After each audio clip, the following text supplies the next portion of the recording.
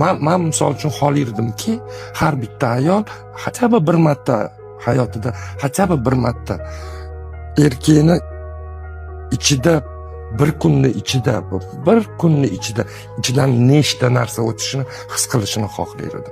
O'shanda erkakga boshqacha hurmat bo'lardi. Chunki erkak har kuni jangda, ko'chada. Ayol uyda jangda-da. Bola, chaqa, ish. Gap bo'lishi mumkin emas. Shuning uchun aytayapman, erkak borib, misol uchun ovga chiqib, o'qigan narsasini uyga olib keldi. Shu payt ayol uni tabassum bilan kutib olsa, u yana ertasi kuni borib bunaqa hayvondan 10 tasini olib keladi. Конечно. Bizga Shukr. Da, erkakga ko'p narsa kerak emas. Ozgincha hurmat, 7-quloq.